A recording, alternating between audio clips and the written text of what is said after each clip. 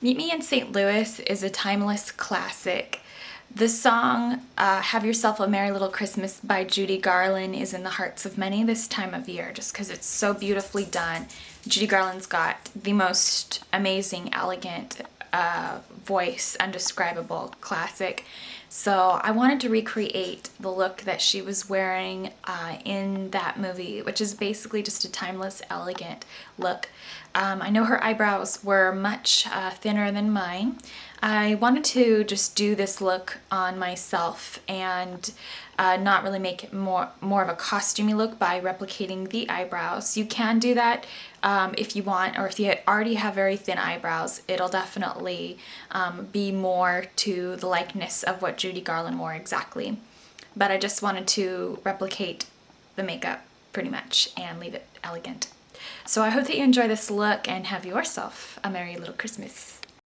Alright, so to get started, I've already prepped and primed my eyelids with Urban Decay Primer Potion in Eden just to neutralize the veining in my eyelids, and it's also going to help make the colors stand out and pop since it's opaque matte coverage.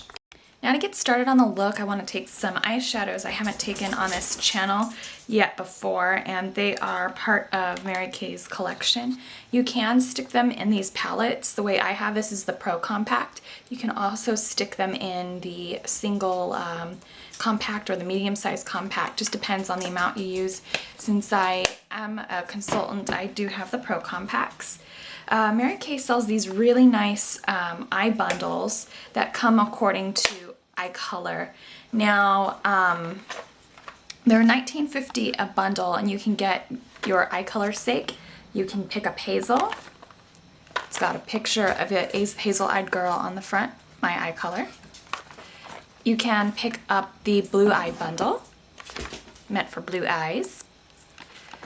You can pick up the Brown Eye bundle, meant for brown eyes, which are a little bit more of a warmer, nuttier version of my own eye color. Or you can pick up the Green Eye bundle, which is a more green, intense-based version of my eye color. Since I am hazel-eyed, I'm a combo of both with like a mixture of like a warm kind of gold honey tone. So you have all these variations. They're $19.50 a bundle. Each bundle holds 4 eyeshadows. So we're going to select one of these particular eye bundles to complete the look. And the bundle I'm going to select is the Hazel Eye bundle, just because it's more precise to the actual look Judy Garland wore in Meet Me in St. Louis. Now if you do buy one of these little cartridges, each one cases your eyeshadows, which come like this. You can choose to keep them like this. This isn't exactly the most easy or friendly way to carry them. But inside the Hazel Eye kit you get Honey Spice eyeshadow, which you can also buy individual, Cinnabar eyeshadow, and Hazelnut eyeshadow. So we're going to use those to recreate the look. So to get started, I'm going to take a non-eye bundle color. These are individual highlight tones that you can buy to suit your skin tone. Unless this lovely color, Honey Spice, is your skin tone, then you're all set. But since it's not mine, I'm going to be taking Sweet Cream, which is just this light pink here. It's also very reminiscent of Urban Decay's Skimp, which came out in Book of Shadows, and I know is in another palette as well by now already. But I'm just going to take my Delling Tool 785, and we're going to sweep that around the surface of the eyelid and just cover up the Urban Decay Primer Potion in Eden. Since she does just have a light veil of color going all over her eyelid, that's exactly why I'm doing it, and that will help my primer potion to stay and won't crease. Now I'm going to just sort of lightly kind of dust over the arch and the inner tear duct to brighten it up. And I'm going to take White Lily, which is just a white, somewhat of a matte white. It's very softly toned, which is exactly what I want. I don't want anything too crazy pigmented. This wouldn't be a heavy additional cost. Each individual eyeshadow is like $7, which they can be just exactly that price at a drugstore. Now that the eyes are perfectly polished, we're just going to add some color, and I'm going to go in with Honey Spice, which is just that kind of shimmery, warm neutral. It's a little deeper than MAC's Naked Lunch, but I'm going to go into that with that same brush still, and we're just going to blend that out all over the eyelid.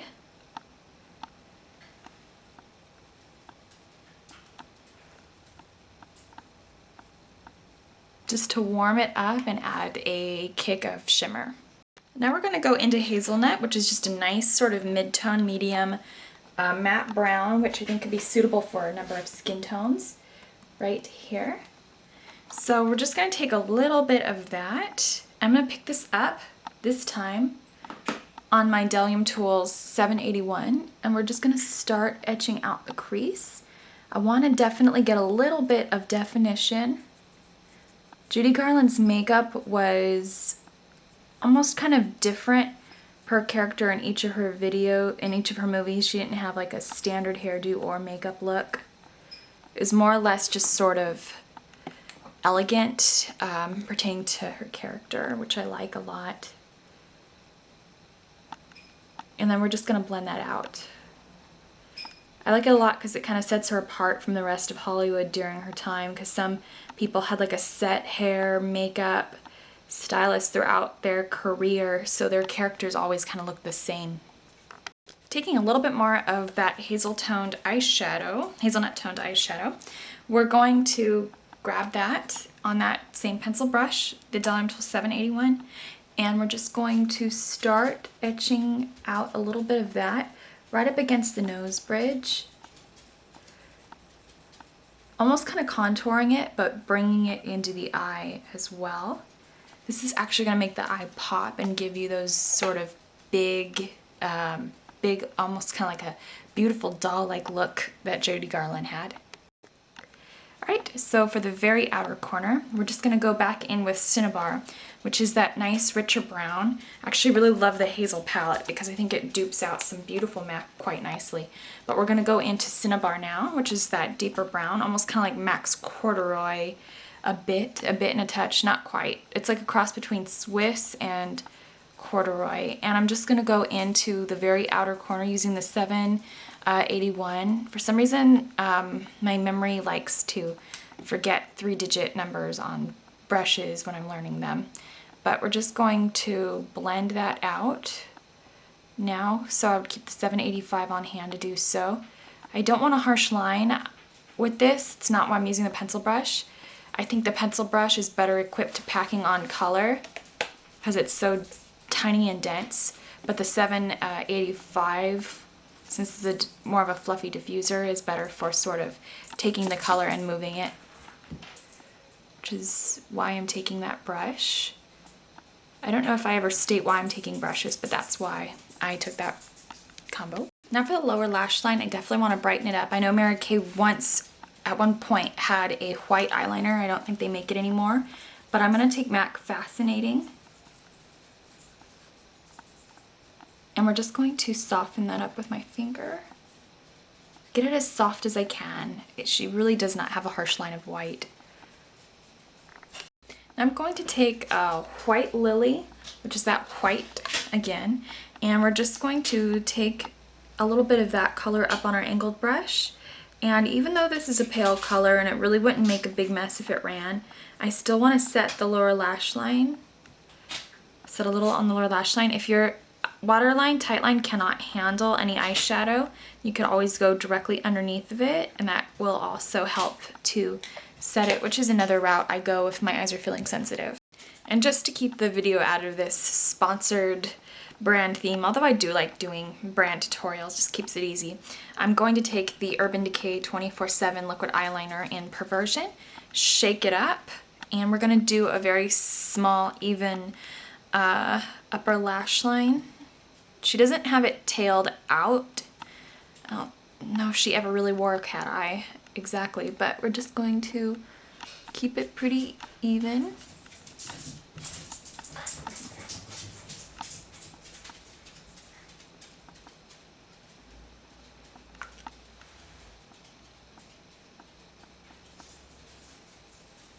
And the only part I'm going to go thinner on is right up against the inner eye. If you do want to add lashes, I suggest the Kiss No. 5s because they've got that sort of like same bandwidth all the way around. They're sort of dense and clumpy without being overly long. The 2-packs are great. There's often coupons inside these packs. You get the tweezers. There's often deals on Kiss lashes. So go ahead, take whatever you want. You could leave it like this if you do want to leave it like this, but I want to take it to the next level just because she does have on these very artificial doll-like lashes. So I'm going to put these on, be right back, and show you what I have on for the rest of the face.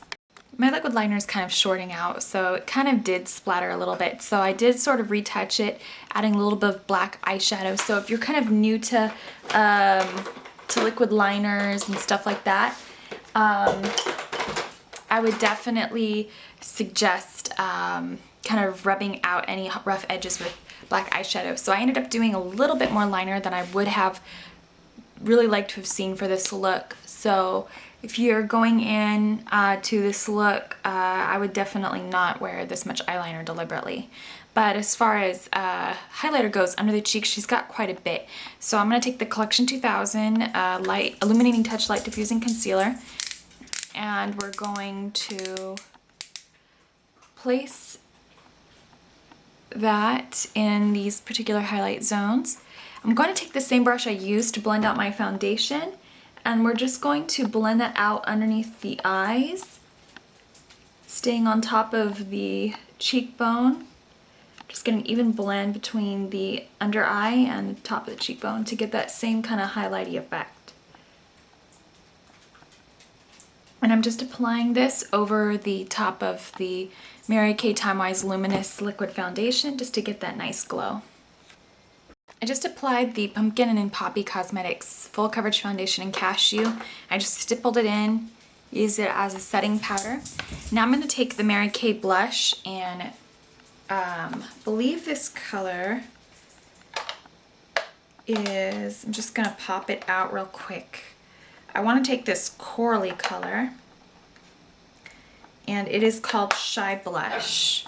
So that's the corally color right here.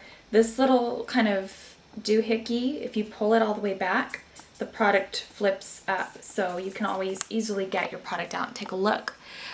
This one on top is Strawberry Cream. It's a pinkier color. So if you have a cooler skin tone but you want that same sort of coral pop to the skin, you could take Strawberry Cream. But I want the same likeness that she has on her face, which is the corally one. So Shy Blush it is. I'm going to take up a little bit of that color with the e.l.f. stippling brush. And I'm not going to purposefully try to put on as much blush as she has on, just because she has on quite a bit in the upper portion of her face and the back of her hairline, which I'm sure is just meant to just give her color on camera. But I'm just going to kind of place it how I would want to wear it in everyday wear.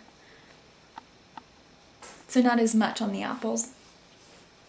And just kind of pull it back a little bit.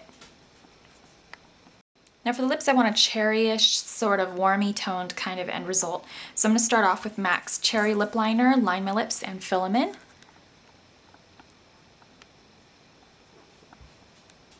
Now since her lips are red and shiny, but they're warm and autumnal, I'm going to take the 156 Inglot lipstick, which is a nice warmy red.